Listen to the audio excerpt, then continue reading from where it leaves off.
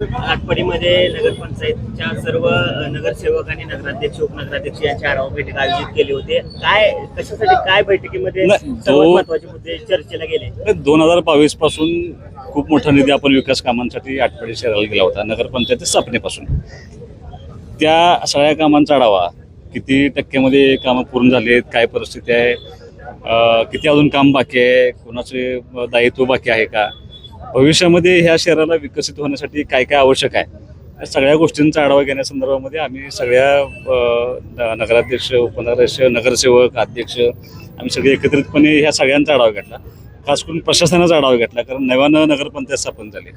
मी बऱ्याच सूचना त्या ठिकाणी देण्यात आल्या. अगदी प्रशासनाला काही गोष्टींची माहिती देणं आवश्यक होतं, कारण यावर्षी मागच्या वेळेपेक्षा DPTC लेवलला पैसे कमी आले, कारण वसुलीचं प्रमाण खूप कमी आहे. त्यामुळे त्याच्यावरती अवलंबून असतात बऱ्याचशा गोष्टी. मी अशा काही सूचना, नगरसेवकांच्या काही तक्रारी होत्या, समन्वयाचा अभाव होता, मी त्याही लोकांना समजावून सांगण्याचा प्रयत्न केला की आता निम्मे नगरसेवक आहेत, नगराध्यक्ष जरी त्या पार्टीचे असले तरी सुद्धा विधानसभेला ही सगळी लोक माझ्याबरोबर राहिलेली लोक होती. 6-7 हजार मताचं लीड मला या शहरात दिलं होतं. त्यामुळे मी काय दुजाभाव ह्या शहराबरोबर करणार नाही. यापूर्वीही खूप मोठा निधी शहराला दिला आहे ना, इथून पुढच्या काळामध्ये सुद्धा जेवढं मला शक्य आहे तेवढं या शहराला विकसित होण्यासाठी निधी देण्याचा मी त्या ठिकाणी आता नाही शब्द देऊन आलो सगळ्यांना. फक्त इलेक्शन झालं, आता त्या निवडणुका जरा किती दिवस मनात धरणार, तर सगळ्यांनी समन्वय राखावा आणि त्या समन्वयामधून ह्या शहराचा विकास व्हावा, त्या पाठीमागची भूमिका होती.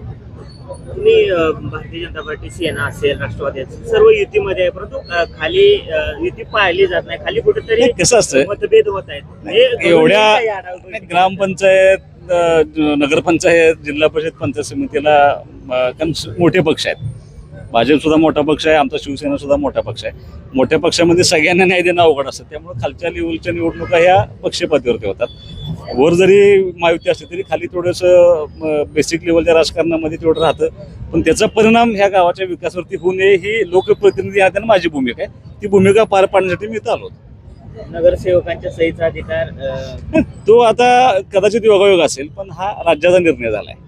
म्हणजे हे 2016 पासून याच्यावरती कारवाई व्हावी म्हणून अनेक लोकांची त्याला पत्र होती, तसा तो आदेश झाला. फक्त ते नेमकं यांचं पत्र द्यायला अधिकार द्यायला ते त्यांच्या मनामध्ये थोडक्यात गैरसमज आहे, पण तो राज्य स्तरावरचा निर्णय सगळ्यांचाच अधिकार गेलेला. आमदार म्हणून तुम्ही याच्याकडे कसं बघताय?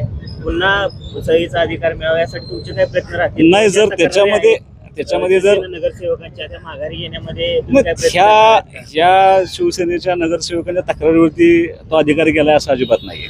तो राज्य स्तरावरचा निर्णय आहे. पण ते सगळ्या आमदारांचं जर अशी मागणी असेल आणि जर त्याच्यातून त्या गावाचा विकास होण्यासाठी मदत होणार असेल तर आदरणीय एकनाथ शिंदे साहेबांना, CM साहेबांना भेटून आम्ही तो अधिकार परत द्यावा यासाठी आम्ही निश्चितपणे प्रयत्न करू.